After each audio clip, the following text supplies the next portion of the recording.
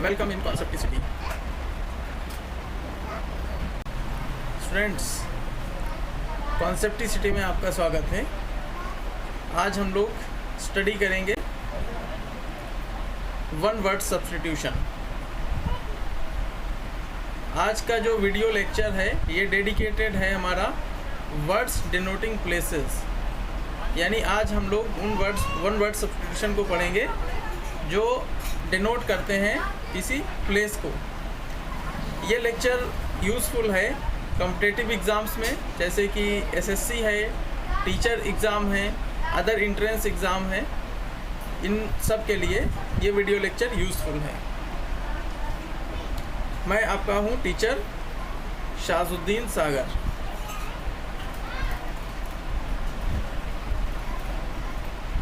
दोस्तों, पहला जो वर्ड आज है हमारा ड्रे। ड्रे एक वन वर्ड है जो कि यूज़ किया जाता है नेस्ट ऑफ स्क्वायरल के लिए, यानी स्क्वायरल का नेस्ट आप यहाँ देख सकते हैं। ये स्क्वायरल है, ये अपने नेस्ट में यहाँ बैठी हुई है, तो इसको ड्रे बोलते हैं। स्क्वायरल के नेस्ट को हम लोग बोलते हैं ड्रे। तो नेक्स्ट क्वेश्चन है एवियरी।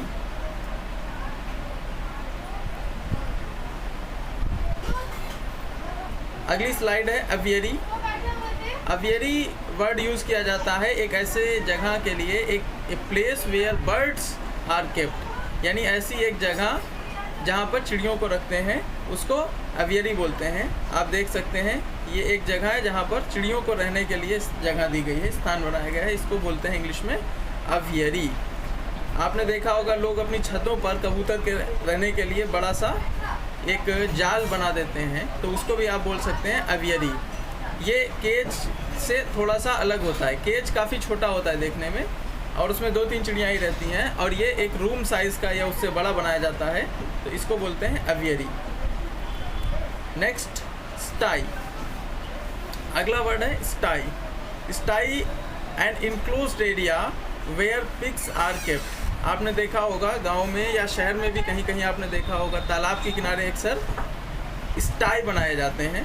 स्टाई उस जगह को कहते हैं जहां पर पिग्स को रखा जाता है। आप जानते हैं पिग्स को बहुत ज़्यादा गर्मी लगती है, तो ये एक दलदली जगह होती है ज़्यादातर जहां पर पिग्स को रखते हैं हम लोग, और उसको इनक्लोज कर देते हैं चारों तरफ से लकड़ी से या फिर मेटल से, तो उस जगह को बोलते हैं स्टाई। STY स्टाई, STY स्टाई।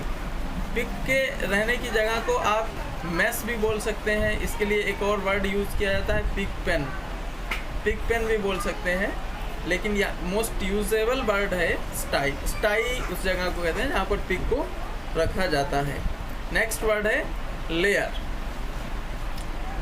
आप जानते हैं कि जो वाइल्ड एनिमल हैं वो अपनी आराम के लिए और रात को सोने के लिए एक सेफ प्लेस तलाशते हैं जहाँ पर वो आराम से छिप के रह सकें, तो लेयर ऐसे ही प्लेस को बोलते हैं।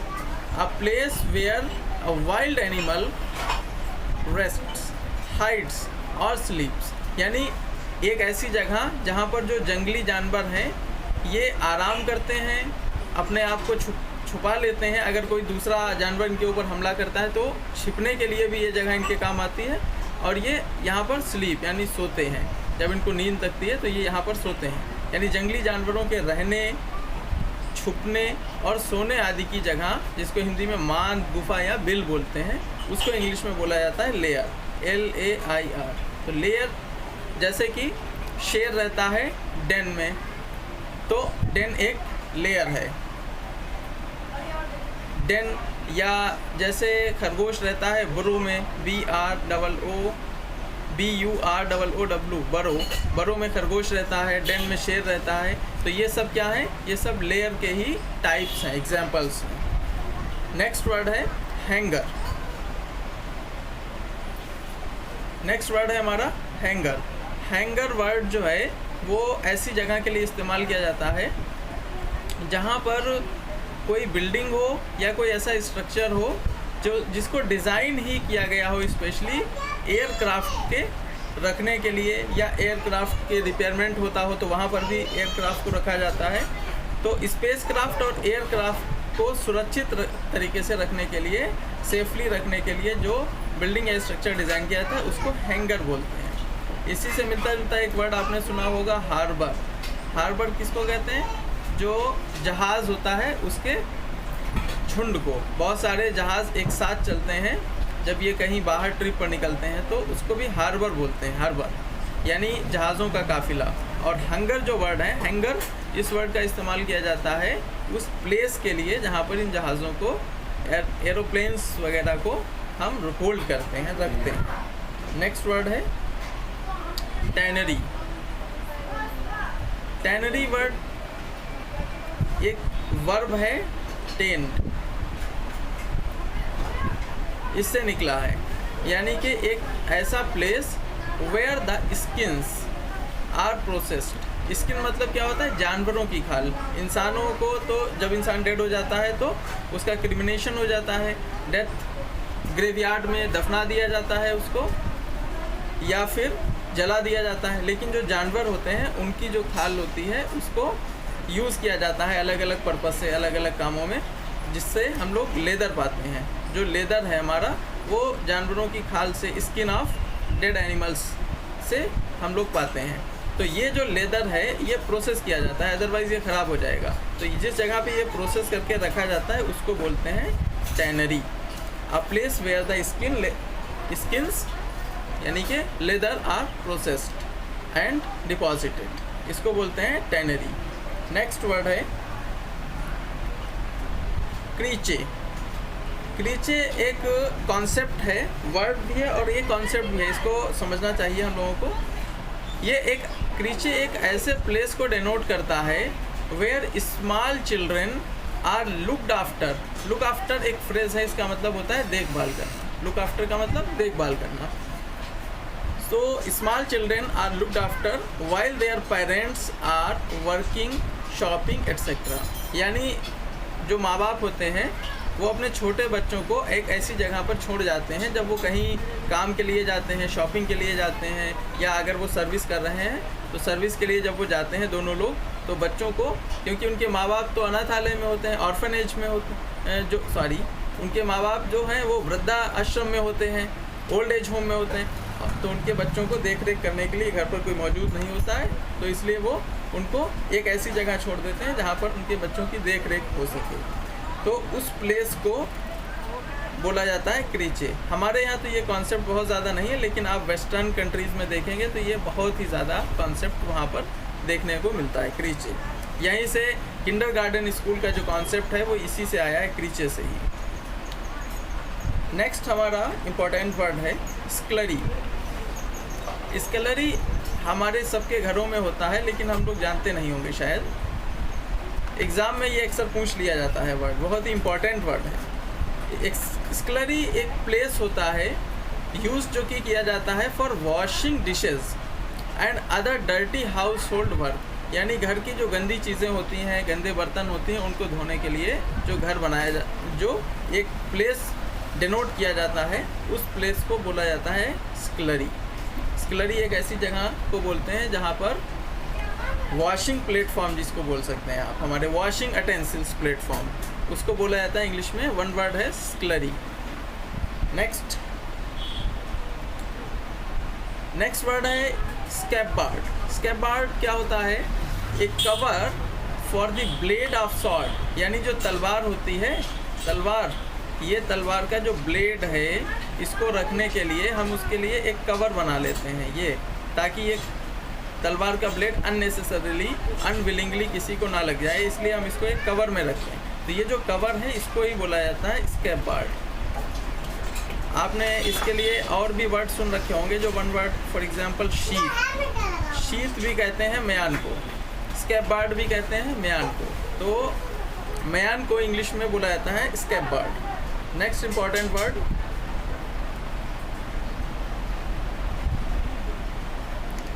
इंपॉर्टेंट वर्ड है हमारा आर्सेनल। आर्सेनल क्या होता है? ये एक आर्मी से रिलेटेड वर्ड है आर्सेनल।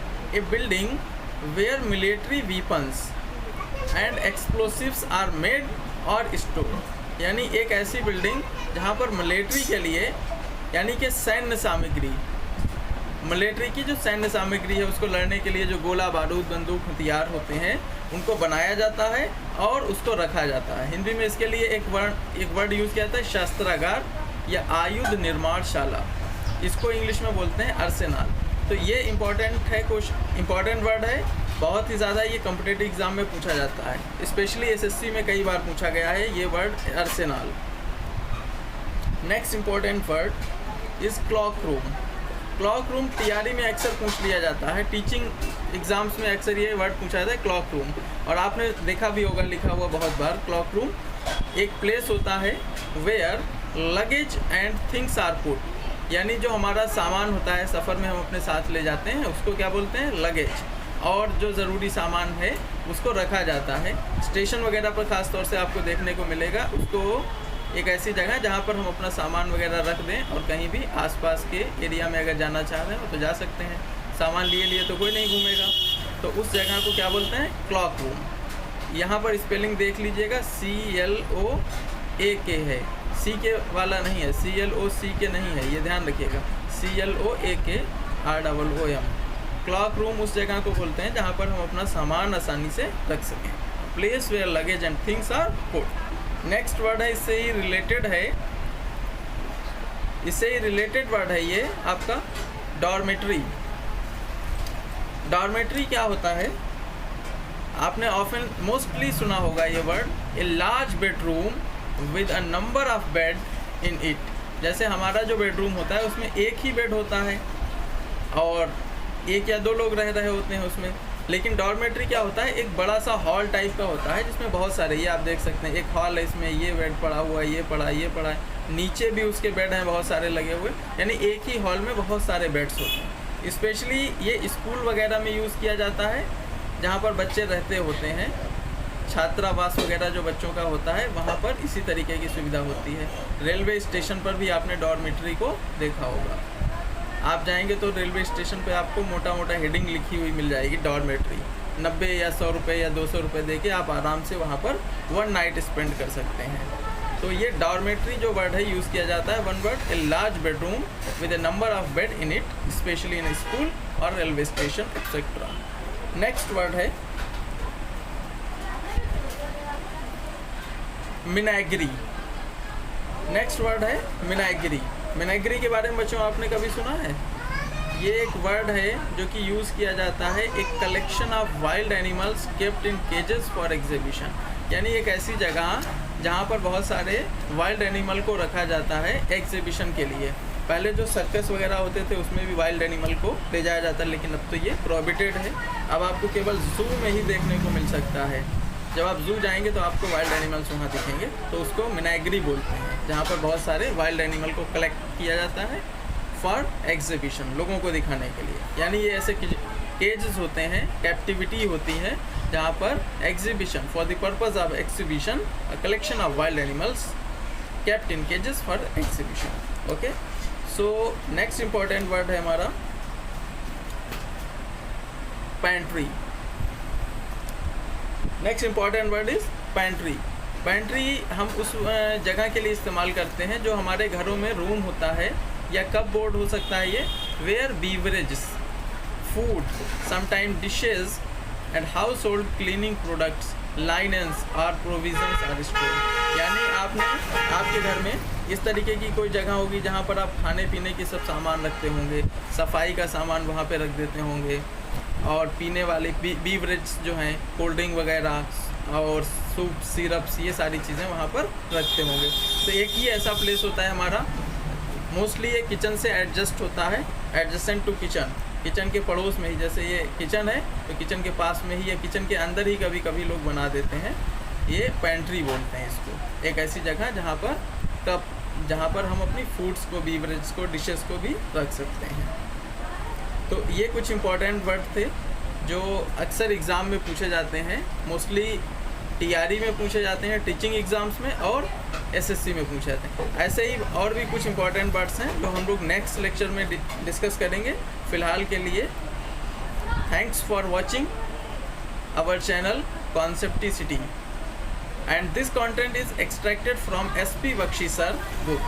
SP बख्शी सर ने एक किताब लिखी है, उनकी किताब से ये सारा कंटेंट लिया है, जो कि हमने आपको ऑडियो विजुअल मेथड से आप तक पहुंचाया है। तो thanks for watching Conceptisity and thanks for writing the book to the SP Bakshi sir. Thank you.